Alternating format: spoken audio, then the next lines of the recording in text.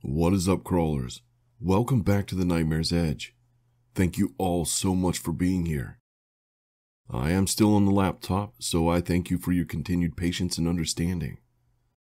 Now, we are back for the third installment of the story. There is an ancient tower in the North Atlantic by FishermanTales. If you haven't checked out the story yet, the link will be listed in the description. Now, joining me this week, I have two new amazing voices. The Dark Somnium and Madam Raven. And returning with us this week is Lady Nopeingham as a creepy, scary lady, and SomberPuppet as an airy voice. If you haven't checked out any of their channels, they will all be listed in the description. Be sure to check them out, show them some love. Now, without any further ado, sit back, relax, and let me tickle those inner fears.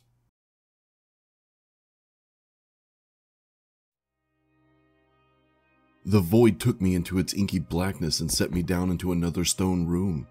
I was standing. I was disoriented from having gone from swimming to standing in a blink of an eye. The room was small, at least compared to the vast spaces I'd been in prior. Above me, I could see the void, a black hole of nothingness. There wasn't any water in this room, aside from what dripped from my wet body. Candles sat spread in a circle along the edges of the floor. Their light glimmered off something near my feet. The sword. I assumed it had drifted off to the bottom after I dropped it and into the void. I knelt and picked it up. A feeling coursed through me that's tough to describe. It felt like a reunion with an old friend. The room was empty aside from the candles. No door. Nothing. I began to wonder, why is traveling through this tower so complicated? Like an obstacle course. Why not have stairs throughout the entire tower? Thor had mentioned that demons, which at the time sounded like an exaggeration, collected the swords he forged and took them to the lower chamber. Is that who I heard slapping against the stone as I crawled through that shrinking tunnel? I cast the thoughts from my mind to focus on finding a way to the next room. I walked along the wall, searching for an opening, a loose stone, anything. I did the same as I crawled along the floor. I looked back to the void in the ceiling. It wasn't so high as to be unreachable. I stepped below it. Running out of options, I asked, "Now what?" The void answered. From its center, blackness began to leak towards the floor, but it did not drip. It lowered. It was dangling above. That's when I realized the void was not dripping like running ink. This was something equally black but separate. It was hair. I backed away, sword held at the ready. The hair was growing. So long it nearly touched the floor. Then a hand followed.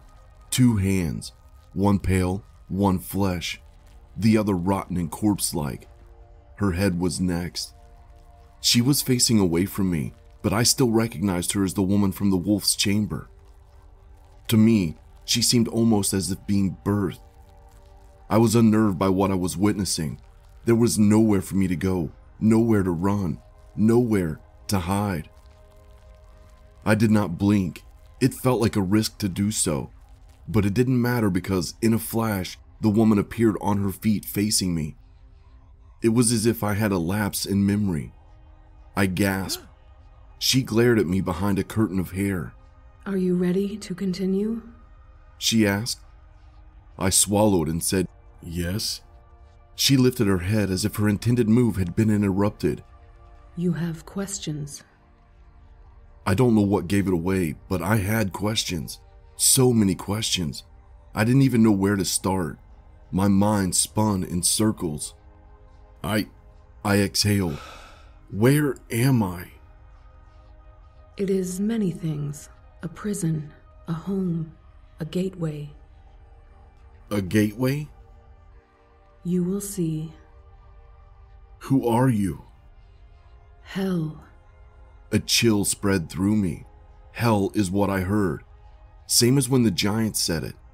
This was hell, I thought. And this woman, the devil? Your name is Hell? She nodded. Does the gateway lead to hell? It leads to many places. I thought for a moment. I'd never heard Satan referred to as the place he ruled over, hell. But I did not realize at the time that she was not Satan, and this was not hell. Similar, I'd come to learn, but different. Who was the one who awaits below?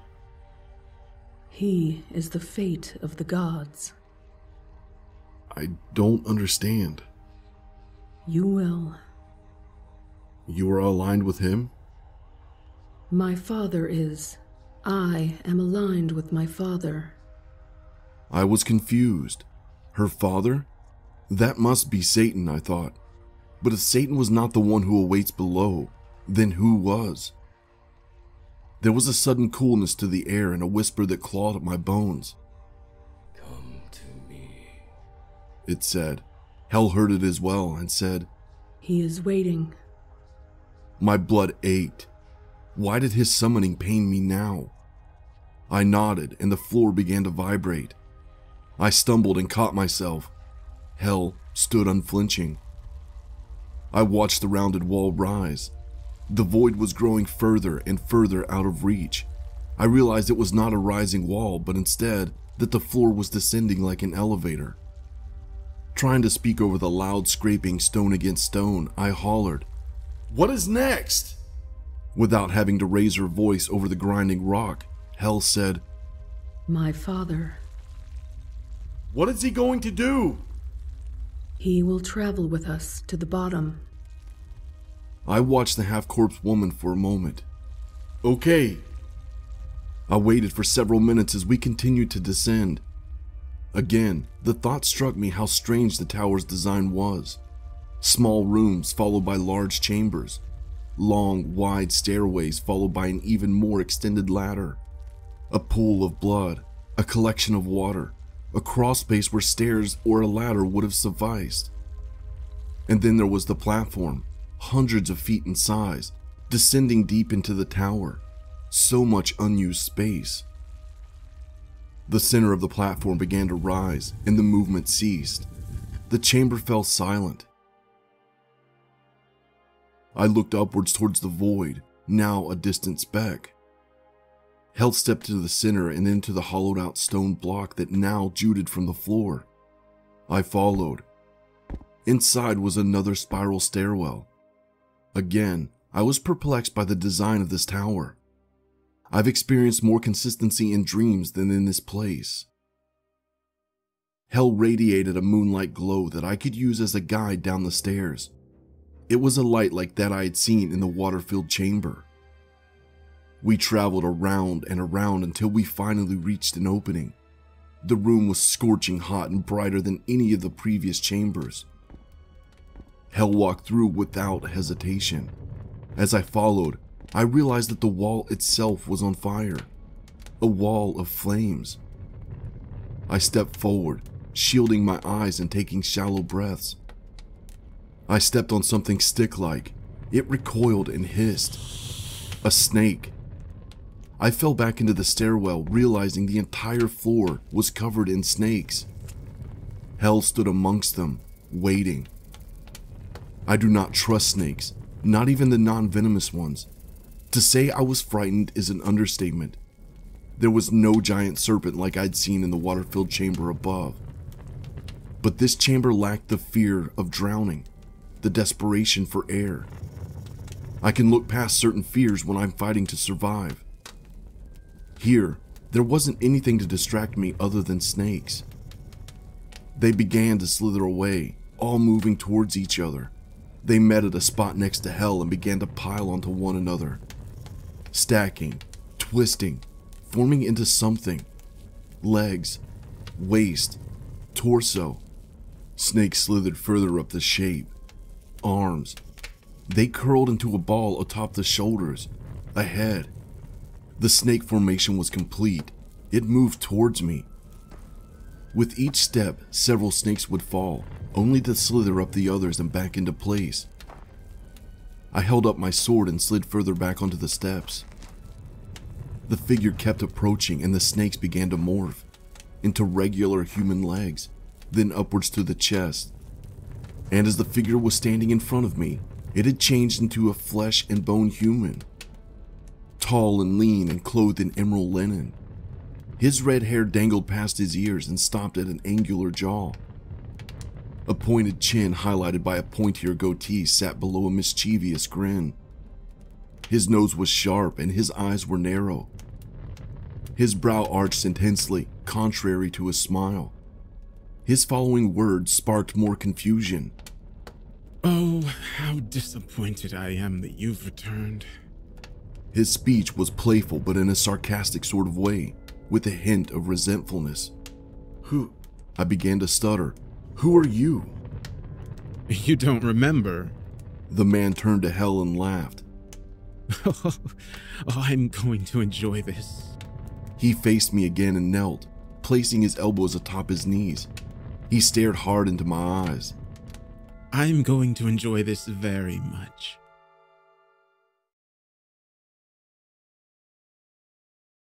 The fire raged along the walls as the man dragged me across the stone floor. I did not fight him. What would be the point? His strength was inhuman. He let go of me in the center of the chamber. The sweltering heat was too much to bear. I swallowed shallow, painful breaths and closed my stinging eyes. There was a sound of shifting stone. I stole a glance before once again shutting my eyes off from the intense heat. The opening was narrow, maybe 2 feet by 2 feet. Climb through, the man ordered. I did as he said, anxious to get somewhere cooler. I blinked as I crawled on my hands and knees and reached inside the opening. A smooth surface descended at an angle. I slipped inside, arms first, and then began to slide down the dark chamber. That's what it was, a slide. It wasn't fun in the way that slides usually are. I knew it likely wouldn't lead to anywhere pleasant.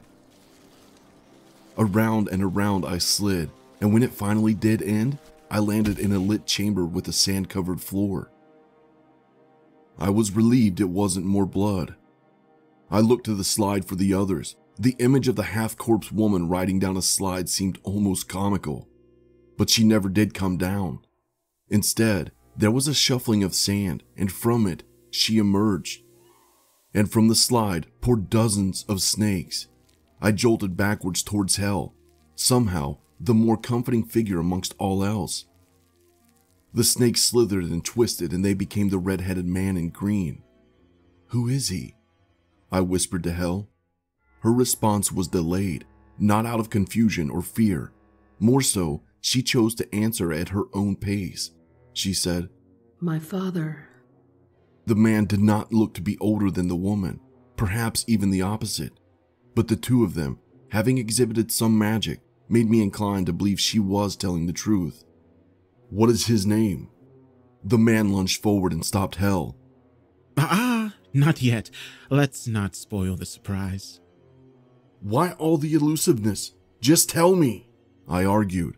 The man smiled. Oh, but you are ignorant in this form. The reveal will be so underwhelming if you do not remember. Then how am I to remember? Eden's apples, he laughed. The fruit of the gods? Idun, the woman, the one-eyed man had told held the key to ending this. I wondered if Hell and her father were trying to help me, although they did not feel like friends.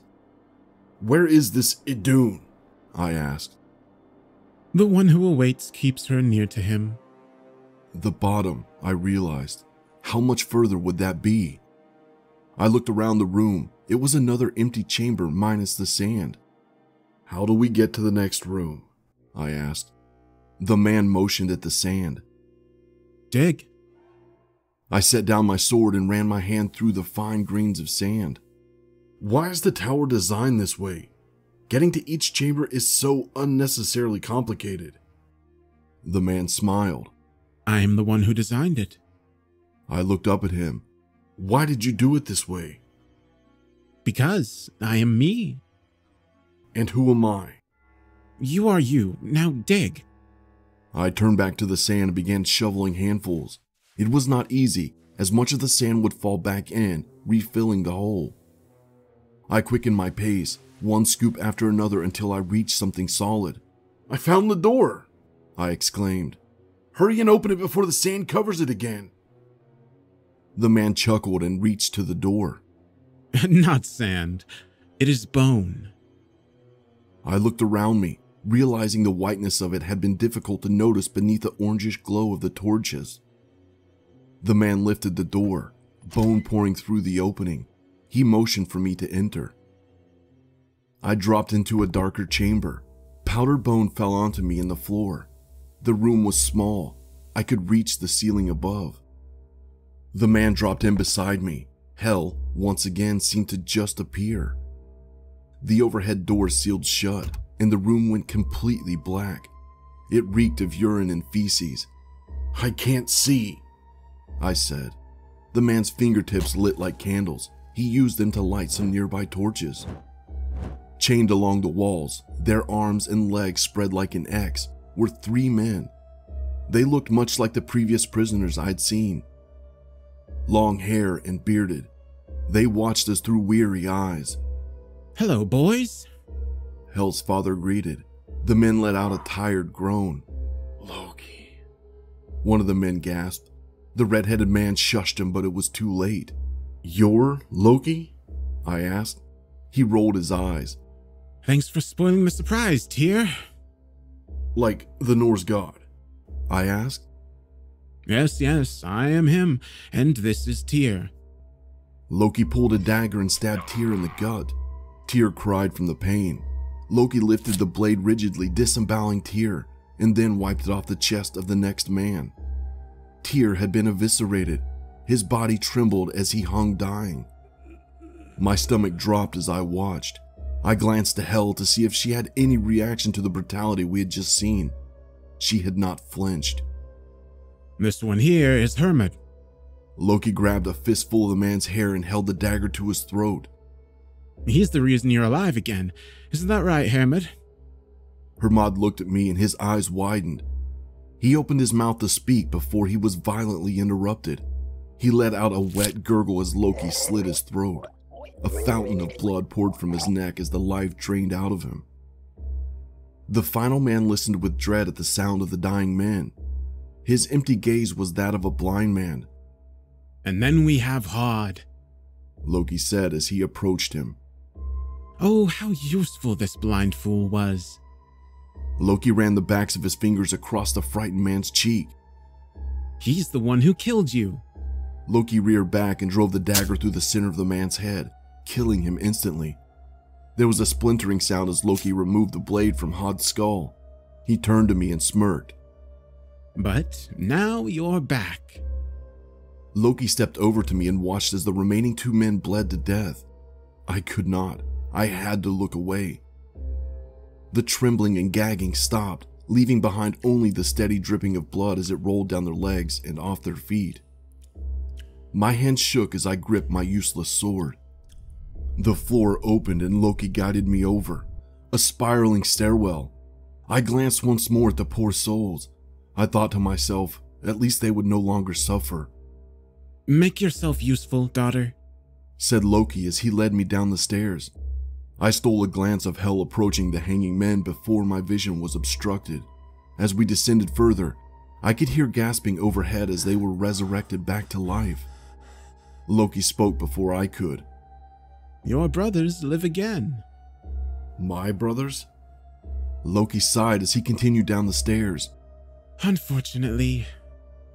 Enough beating around the bush. Tell me who I am. Loki did not stop. As much as I wanted to keep it a surprise, I suspect your mother will not be so cooperative. My breathing halted. My mother? Yes, she's in the next room. Come on. We traveled further down the stairs, my heart racing with anticipation. We entered a large stone chamber, another mostly empty one. An older woman was chained to the floor in the center of the room, slumped over and staring at the ground. We moved towards her, my heart ready to explode inside my chest. This was not my mother, not the one I grew up knowing, but there was something deep within me that recognized her. She weakly lifted her head and let out a whimper that echoed through the chamber like a cathedral. Tears began to fill her eyes. My son. Her frail voice trembled. Loki did not make any attempt to interrupt, despite appearing annoyed. I slowly approached the older woman, close enough I could see her clearly. Her long white hair, her gaunt wrinkled face. Her eyes searched me in astonishment. She uttered my name, the name I had been unable to remember. Baldur.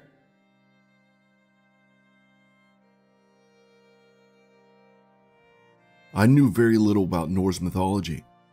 I grew up in Oklahoma, far from Europe, from Iceland. To be honest, I couldn't have even told you exactly where Norse mythology originated. I moved to Florida because of my love for the ocean, something I didn't get any exposure to in the plains of Oklahoma. I liked the idea of the ocean. My childhood room was decorated with surfing posters and model sailboats. Despite not having experience in either surfing or sailing, but I grew up. I started a successful business, and before I knew it, I could afford to live out my dreams. I met Hannah while taking surf lessons. We were both novices at the time. I still am, but she stuck with it. We hit it off immediately. Similar goals, similar upbringing. We dated for only 5 months before we got married. There are moments in life where you can feel you're no longer swimming against the tide, and instead swimming with it. Effortlessness, following the natural flow. The love Hannah and I shared is not forced. It never will be. We knew this right away. There was something in me that recognized Hannah when I first met her, deep in my subconscious. How much lies within us so deeply, but is never revealed, is never strong enough to rise to the surface. Love is different. True love, I mean. It's powerful. It will rise from the depths of your soul, grip your heart and sing, "We're home."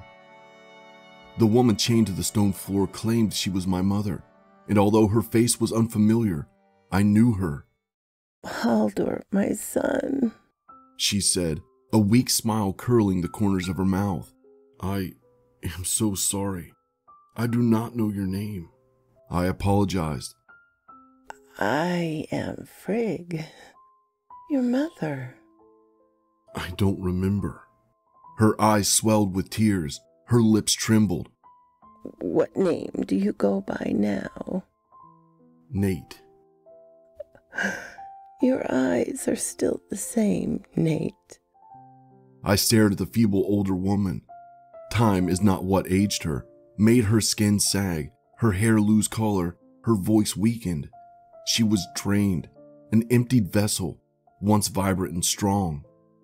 Yours is too, I said. She allowed herself another tired smile. She looked past Loki, whose presence she seemed keen to ignore, and said to Hel, Thank you for allowing him to return. Hel did not respond. I don't understand what is going on, I said to Frigg. She returned her gaze to me. No, you won't. Not fully. Not without Indune's apples. Loki says she's with the one who awaits. Frigg's eyes narrowed at the mention of Loki. She briefly stole an angry glance at him, her first acknowledgement of his presence. Do not trust Loki. Behind me, Loki snickered. Oh, Frigg. He is wicked. Frigg spoke forcefully while glaring at him. He tricked your brother into killing you. You, Baldur, the most beloved of the gods.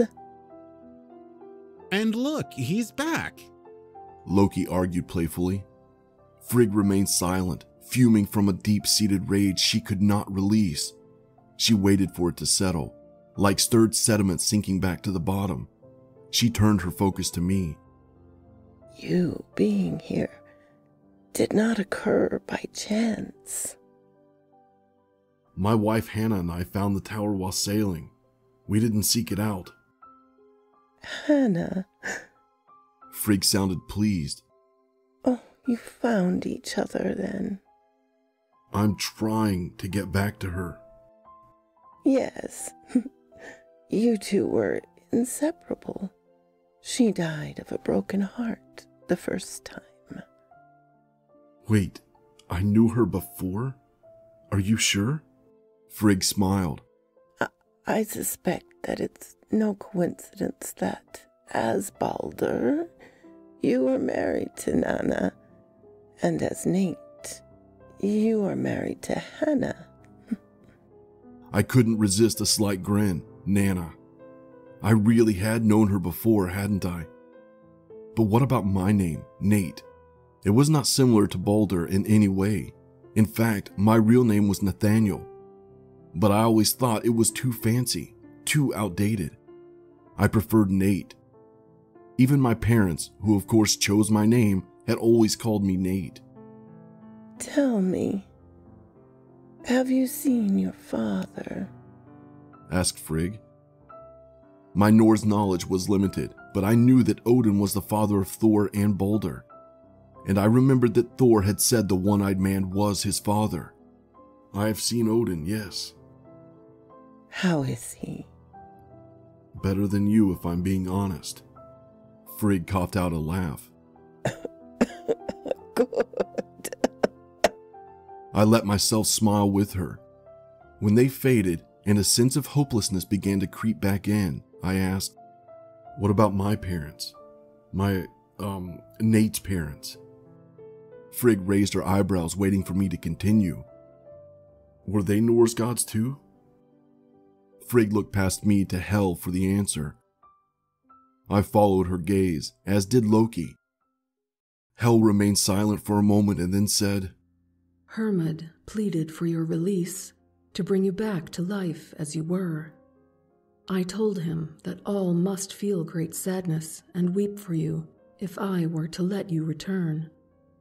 Hermod did not think it was possible to continue grieving if everyone knew that by doing so, you would live once again.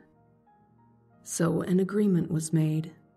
You would not return as Balder, but instead be born into the world as a human, as would Nanna, and the gods would mourn from then on, with the knowledge that you were no longer a god and that you would never remember yourself as such. It was as if I were both living and dead, a condemnation that I realized was perhaps a reflection of the half-decaying goddess herself.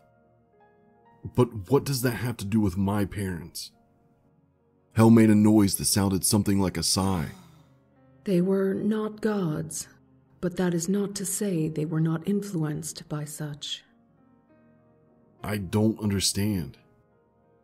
And by his expression, neither did Loki. Hugin and Munin, they fly across the earth as eyes and ears for Odin, and sometimes they are also messengers. Loki let out a frustrated laugh. Of course, those stupid ravens. Ravens. When I was a child, 2 ravens showed up outside the house fairly often. They were curious birds. Despite them often being uninterested in the food I'd set out, they'd hang around regardless, just watching. They are thought and memory, continued Hel. and it appears that Odin is still able to influence the world outside this tower, as he has done with you. His ravens planted seeds within your being, and that of your parents. For you, a passion which would steer you to this tower, where you can, once again, become a god, and perhaps free the others. For your parents, guidance, to give you opportunities to learn and to grow, to shape you into a man worthy of being a god. Hel paused and looked at me for a moment. And they gave you something else as well, a name. Nathaniel? That is the name you've been given to fit the human tradition. One called Nate is never just Nate. But to all who know you, that is your name. Perhaps Odin found humor in naming you after how you returned. I thought quietly for a moment, unsure quite what Hel meant. It was Frigg who finally uttered the answer. Reincarnate. Hel nodded. I was speechless. It was as if my entire life had been designed for this moment. Odin, the one-eyed man in the rowboat, he knew so much more than he had let on. Imprisoned in the tower, and without even knowing he existed, he managed to guide me to this very point. He shaped who I am, and as a result, I could become who I once was. But I had first to find Idun. I looked to Loki. Take me to the bottom. His eyebrows flicked upward, and he gave his mischievous grin. As you wish. Suddenly, 2 stones on either side of the chamber shifted slightly, and water from the ocean outside began to spill into the room. What's going on? I panicked. Frigg swiveled nervously to see the 2 fountains of water filling the chamber. You must make a decision, Loki said. Either go to the bottom and become a god once again, or save your dear mother from drowning, a death she will not return from. I looked at Frigg. I could not remember her as my mother, but I knew it in my heart to be true. I had a deep love for her that exceeded both time and space. Not even for Odin did I feel such a bond. She looked at me, hesitated a moment, and then her jaw settled, and her expression became that of acceptance. Leave me. Frigg, I began. It is important that you get to the bottom. I can't let you drown. I had only just met this woman, but my heart could not bear to leave her. The water was rising steadily. It was now to her waist and almost to my knees. Become like a god again, Nate, she said and waved me towards her. She pulled me close and whispered into my ear the only thing that could kill Balder. If you can avoid it, you cannot be defeated, she said. I leaned back and looked into her eyes. I nodded. She smiled, the water now just under her chest. I'm sorry, I apologized. You are my son, she said, and I knew that meant more. The water was to her neck. She steadied herself and in the blink of an eye was submerged. The water lifted Loki and me above her, rising towards the ceiling. Hell stood beneath the water as if it were dry land. She watched as Frigg surrendered herself to death. I looked to Loki. My hatred for him had grown in the brief time I'd known him to something primal. I wanted to tear his limbs apart, to make him suffer, but I needed him to get to the bottom. It was a bitter pill. How do we get to the next chamber? I asked, the water still rising. When the water reaches the ceiling, he will let us in. I looked upward, not much further. Where's the entrance? Loki did not respond. He giggled as the water filled the last bit of space. I took a deep breath and went under. The stone shifted shut. The chamber was full, not a single opening for air. To my right, Loki floated comfortably. Below me, Frigg was chained and lifeless. Hel was like a stone at the bottom, her long hair swaying in the water like thick, black smoke. Then I heard the beckoning whisper of the one who awaits. Come to me. It pulsated through my blood and sent a sharp jolt into my head. He was near. The floor fell open, and we plummeted within the falling water to a dark abyss. Weightlessness accompanied the sinking sensation inside my stomach, further into darkness. And then impact, submerged into something wet.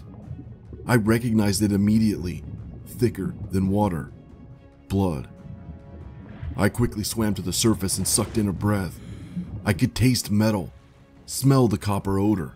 The chamber was dark. The rising water had extinguished the flames in the room above, which was now an extension of the section we were currently in. I had a flash of panic. My sword, I gripped with my right hand and then quickly relaxed. I hadn't let it go. After everything, I had forgotten I was holding it. I did not know where to swim. I could not see anything. Then, as if on cue, hundreds of torches along the walls lit up. I could now see that this chamber was significantly more expansive than any previous ones. And on the far side of the room, there he was, waiting, upon his throne of blood and bone. I had reached the bottom.